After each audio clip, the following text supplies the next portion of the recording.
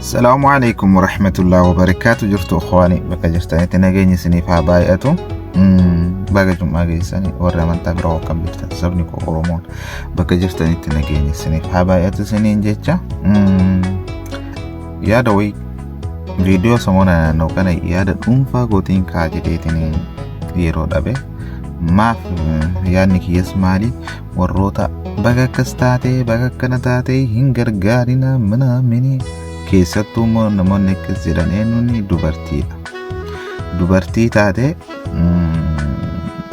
akkamitti akkasitti ati baatee akkatti haasoftu ani hin beeku. Waan sirraan bareen akka nama qulqulluutu itti fakkaata. Obboleettii maa kijibda? Ati hanga har'aatitti dogongortee hin beektu. Umrii kee biyyaa kaatee hanga mana bakka kana jirtutti akkuma garaa haadha keetiitiin baatetti jirta. Kan nama sitti dhufee hin beekne maratu har'a qulqulluu of gootanii akka waan miicayyoon tun dogongortee bichatti. Ilillee akkasii hin gargaarina akkasii walitti qabachuu dadhabdee maali haasaa hin taane haasaa sirraan bareenne yaani haasaa dubartiirraan bareenne kan ofii keetii gootee bira tarte kan ofii keetii ammas godhaa jirtu yoo murteessitu nama ajaa'iba. Miicayyoon tun dogongoruu dandeessi ilmi dhiiraa si jaaladha jedhanii waan akkanaa gochuu danda'a yaada jijjiiramuu danda'a haalli jireenyaa dura jirri wal abdataniiti yookaan waan kana hojjetuu danda'an haalli jireenyaa itti jijjiiramee wal kaaduu danda'an namni akkuma wal jaalatu wal jibbuun jira kun immoo waan uumamaan dhufee jira yaani dogongorri jaraa akkuma jirutti jarri dogongoran qabdu jechuu kiyyaa miti garuu yoo dubbattan isin ijoolleen shamaraa keessattuu akkuma nama garaa haadha keetiitii bahee maaf goota akkanumaan waa meeqa raawwataa jirta waa meeqa raawwattee xastarte yoo akkasii bar isin qulqulluudhaaf gootan jechuudha bar innaa ka bakka itti ofii keetiitti gattee iyyuu hin beekne kabajaa keetiyyuu ol baatee ilil gabaa ganna dhiisaa hoo jettu nama ajaa'ibdu. Feetu gargaarii itti dhiisi maaltu akkasii godha yaani dubartoon tokko asirratti ashqaabbaxxanna ajaa'ibaa iyyuu baru dhugumaanu wallahi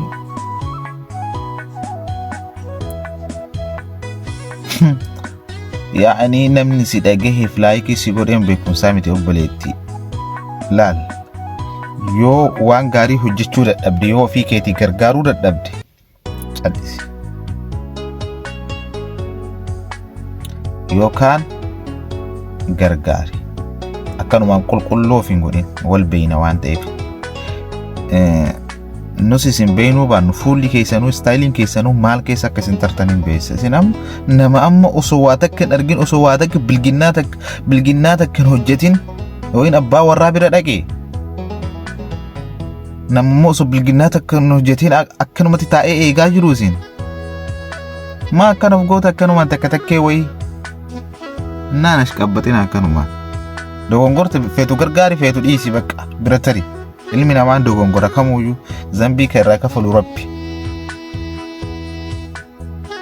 Naasa osoo xumuriin dura waa tokko dubbachuu barbaada warri viidiyoo hojjetanii micayyoo tanarratti ashqabbaxan jechuudha warri bultii godhattan ati mee ofuma keetii of gaafadhu ofuma keetii namni ka dhiisi nama kanamaa dhiisi abbaan warraa keetiitti kabajaan dhayxe isa lammataati warri immoo bultiin godhatin warri akkanumaan ashqaabbaxan akkuma garaa haadha keetiitiin baatee jirta akkuma garaa haadha keetiitiin baatiin abbaa warraa keetiitti dhaquu heddaati beekta atillee of beekta deebiin qabdu osoo si gaafatanii eessatti akka kabajaa kee balleessiteeyyuu nama kama waliin akka tajaajila kenniteeyyuu hin beektu micayyoo wayiiti tarattaritti yoo isinii himaa mucaa wayii jaalattee turte isiniif warra ashqaabbatu kanaaf isiniif kaa'uu barbaadeeti mucaa wayii wal jaalattee mucaan agasii jibbaan hin jiraa mi jibbaan itti dhufee sin fedhu jennaan mucayyoon maal goote waajjira poolisii dhayxee himatte mucaa waajjira poolisii maal jettee himatte kama waliin tajaajila durallee dabarsitee fixxee laayifii yookaan lammaffaa sadaffaa itti dhayxe kana durbummaan irraa fudhate Durbummaan irraa fudhatennaan waajjirri poolisii barreessee fi mana yaalaa erge. Mana yaalaa yoo ergu manni yaalaa beellama irraa fuudhee waan laalu laalee beellama kennee fi waraqaa ragaa gaafa guyyaan beellamaa ga'u dhaqee guyyaa beellamaa gaafa ga'u waraqaa dhaqee fudhattee waajjira poolisiitti geessite. Hashagamaa jechuudha. Waajjira poolisii yoo geessitu waajjirri poolisii irraa fuudhee banee ilaale. Banee yoo laalu hin dubbise waajjirri poolisii. Maali jedha waraqaa san irratti tajaajila yeroo dheeraa kan kennee jedha. Durbummaan hin jiru beeku. Isitti kennan. Isin yoo as fuutee dubbiftu karaa tajaajila yeroo dheeraa kan kenne jedha jette.